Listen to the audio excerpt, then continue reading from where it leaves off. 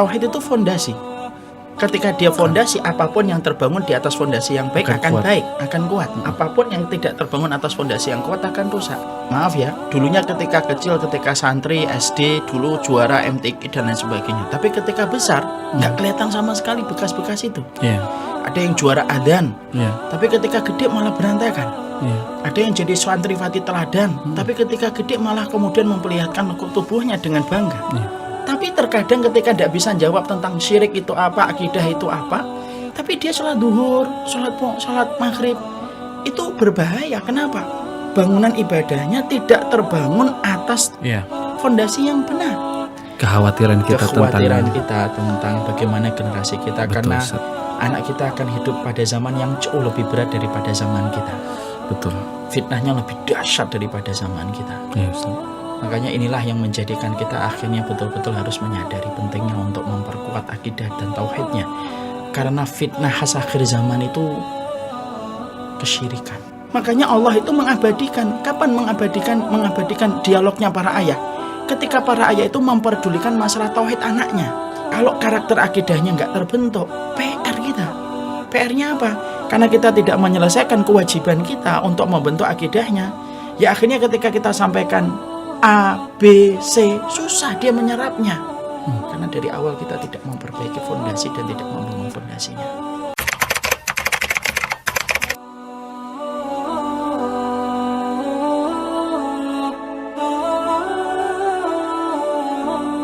Hal yang untuk mencapai keridhaan Allah itu ya salah satunya mempersiapkan generasi yang terbaik.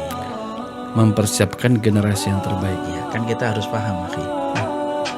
Tugas terpentingnya seorang ayah dan seorang ibu itu apa sih? Apa tugas terpentingnya seorang ayah? Mendidik. Kurang tepat. Tugas penting seorang ayah mengantarkan anak-anaknya menjadi anak-anak yang soleh dan soleha. Lebih detail dan krusial, lebih menjurus lagi. Mau sholat istikharah dulu?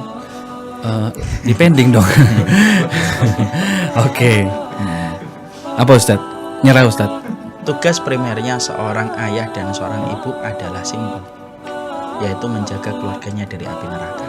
Masya Allah. Oke. Baik. Banyak orang tua yang mampu membelikan anaknya sandang, papan, dan pangan, bahkan PS.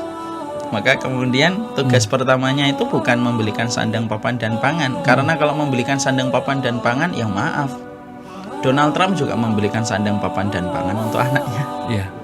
Anak-anaknya Donald Trump itu pakaiannya lebih mahal daripada pakaian kita. Betul. Fasilitas hidupnya lebih mewah daripada kita. Betul. Sesungguhnya tugas pertama kita itu adalah menjaga anak kita dari api neraka.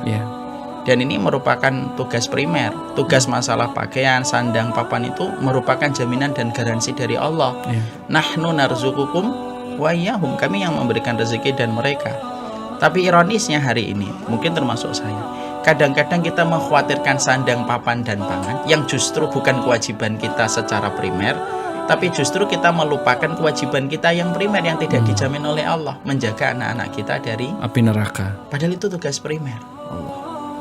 Banyak nggak orang tua yang melalaikan kewajibannya sama anak-anaknya, tapi anaknya masih memiliki sandang, papan, dan pangan? Banyak kan?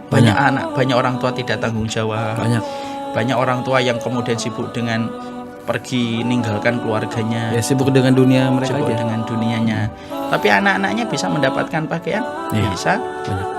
Karena apa? Karena sesungguhnya Allah yang memberikan. Ada sebuah dialog luar biasa dalam satu riwayat yang sahih.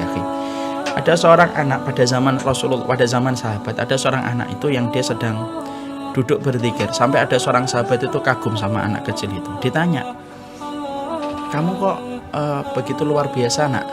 Luar biasa. Tapi aku lihat bagaimana kamu kelihatannya orang yang kekurangan itu. Terus anak itu berkata, saya tidak punya ayah, tidak punya ibu. Terus kemudian sahabat itu berkata, maukah kamu kalau aku menjadi orang tuamu?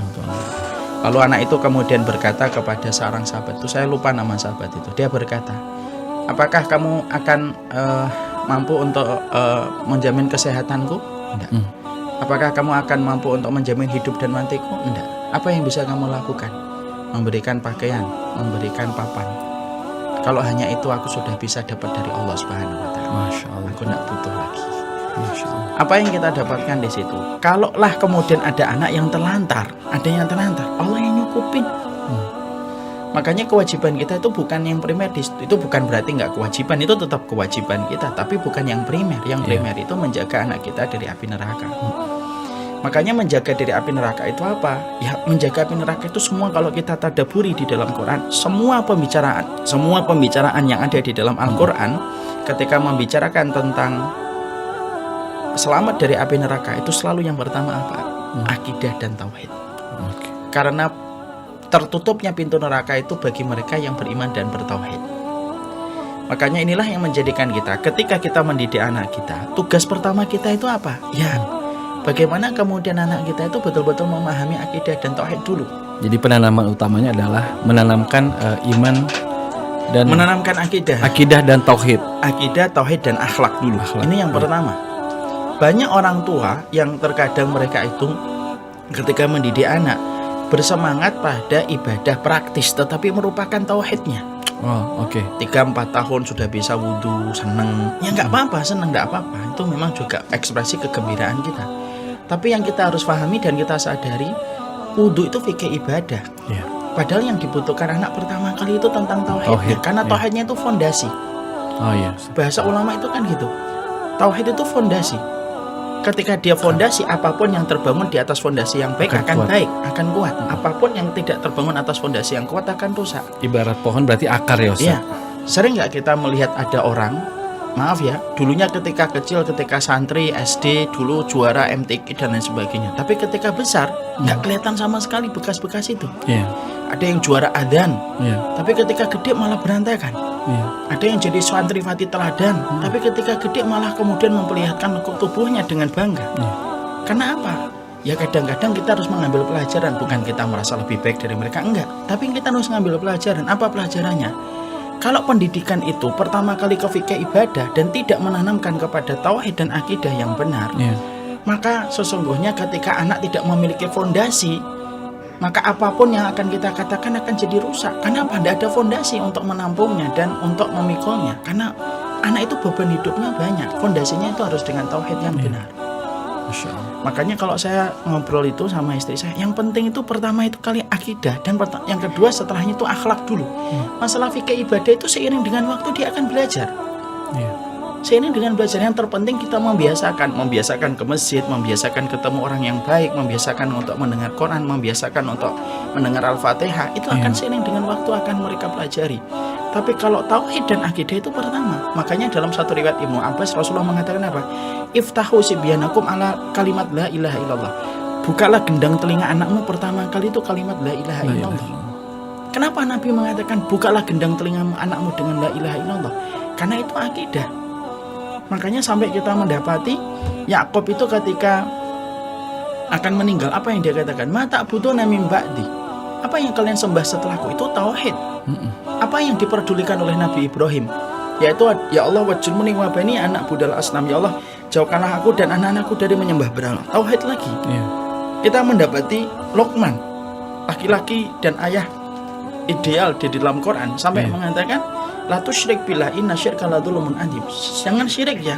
Sesungguhnya kesyirikan itu sebuah kedzaliman yang besar. Itu semuanya pembicaraannya tentang tauhid.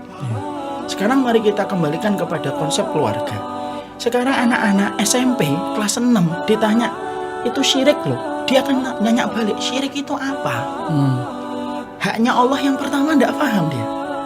Tapi terkadang ketika tidak bisa jawab tentang syirik itu apa, akidah itu apa, tapi dia sholat duhur, sholat maghrib, itu berbahaya. Kenapa? Bangunan ibadahnya tidak terbangun atas fondasi yang benar. Makanya Allah itu mengabadikan. Kapan mengabadikan dialognya para ayah? Ketika para ayah itu memperdulikan masalah tauhid anaknya. Masalah Allah itu di mana? Masalah Allah itu bagaimana? Masalah Allah itu kekuasaannya bagaimana? Itu hal yang harus dibangun. Supaya ketika dia besar, keterikatan dia dengan akidah yang sudah ditanamkan itulah yang akan menjadikan dia mudah untuk mendapatkan hadis, mendapatkan ayat, mudah. Kenapa? Fondasinya sudah dibangun yang benar. Nah, kalau kemudian dengar kalimat Allah, kalau kata-katanya Allah, sudah, tidak usah dibantah, didengerin, karena tidak mungkin salah. Itu kalimat-kalimat kecil. Nah, terus selain tauhid, akhlaknya. Nah, kalau sama orang yang baik, yang sopan, pulang salam, senyum, itu akhlak. Karena akidah dan tauhid itu penting. Seiring dengan setelah terbentuk dua perkara ini, baru masalah-masalah fikih ibadah praktis kita tanamkan seiring dengan waktu. Pendidikan kita di anak kita itu 1 jam dalam 1 pekan. Iya, Ustaz. Pendidikan agama seakan-akan Agama itu ekstrakurikuler, Ustaz. iya, seakan-akan hidup di akhirat itu sebentar. Iya. Tapi matematika, kimia, fisika itu banyak jamnya, seakan-akan hidup di dunia itu selama-lamanya. Iya. Sudah 1 jam itu pun tidak masalah tauhid. Coba deh jujur, antum Mas Sigit punya anak SMP? Iya. Coba dilihat pelajaran agama anak SMP. Di situ kita dapetin apa? Syarat sahnya haji, Iya. syarat ininya umroh misalnya. Itu bukan berarti nggak penting-penting, tapi bukan sesuatu yang primer dalam membentuk karakter dia. Iya. Akhirnya apa? Kalau karakter akidahnya nggak terbentuk, PR kita. PR-nya apa? Karena kita tidak menyelesaikan kewajiban kita untuk membentuk akidahnya, ya akhirnya ketika kita sampaikan A, B, C, susah dia menyerapnya. Karena dari awal kita tidak memperbaiki fondasi dan tidak membangun fondasinya. Masya Allah. Nah, itu yang menjadi perhatian kita. Kalau sekarang saya sih kalau sama anak-anak itu bahasa mama ini, yang saya perhatikan pertama itu akidah sama tauhidnya dulu. Nah, akidah, tauhid sama akhlaknya itu saya perhatikan. Ayo nak, kalau kemudian pergi salam dulu, hal ringan. Sembari kemudian jalan menanamkan bulan itu miliknya siapa, Tadabbur. matahari itu miliknya siapa. Kalau kemudian dengar ayat Allah bagaimana, semua itu merupakan bagian dari tauhid, dari apa yang kita sampaikan. Rasulullah itu ngajarin tauhid itu semenjak kecil. Ibnu Abbas sampai dikatain oleh Rasulullah dengan hadis yang sangat indah. Apa itu? Ihfadillah yahfadka. Jagalah Allah, maka Allah yang akan menjagamu. Itu kan kalimat tauhid. Kalimat tauhid itu. Iya. Ibnu Abbas itu dalam satu riwayat disebutkan ketika Nabi meninggal dunia itu baru berusia 13 tahun. Ada sebagian riwayat mengatakan dia baru 9 tahun. Berarti ketika dia bersama Nabi itu masih sangat belia dia. Iya. Tapi sampai urusan itu pun tidak menghalangi Rasulullah untuk menyampaikan, jagalah Allah maka Allah yang menjagamu. Akidah kan, tauhid kan. Pernah nggak kita dudukkan anak kita lalu kita sampaikan, ini nak, ini gempa itu karena Allah, karena begini. Jarang orang tua kayak gitu. Kita menyerahkan informasi itu kepada media mainstream yang dia lihat di internet. Padahal hujan semuanya harus kita kaitkan kembalikan sama Allah. Saya tuh sampai masalah hujan-hujan kayak kemarin gitu, saya tuh sampaikan itu sambil saya gendong Mbak Sam ini barusan datang dari Allah, nah airnya. Mungkin anak kita kayak nggak paham, tapi saya berharap semoga itu akan terekam di bawah alam sadarnya. Ya. Makanya anak itu dijadikan yang paling aktif pertama kali apa? Telinganya dulu kan? Betul. Kenapa? Supaya dia banyak mendengar. Iya. Bukan matanya. Banyak ditalaki, Ustaz. Iya, makanya disitulah. Talaki dengan kebaikan dan akidah. Itu yang menjadikan kita harus memahami, makanya kekhawatiran kita tentang bagaimana generasi kita. Betul, karena Ustaz. Anak kita akan hidup pada zaman yang jauh lebih berat daripada zaman kita. Betul. Fitnahnya lebih dahsyat daripada zaman kita. Ya, Ustaz. Makanya inilah yang menjadikan kita akhirnya betul-betul harus menyadari pentingnya untuk memperkuat akidah dan tauhidnya. Karena fitnah khas akhir zaman itu kesyirikan. Kalau sudah syirik gara-gara tidak paham tauhid, apa nggak berarti kita? Nah, inilah yang menjadikan kita memahami tentang masalah ini. Masya Allah. Jazakumullah khair. Barakallahu fiik. Assalamualaikum warahmatullahi wabarakatuh.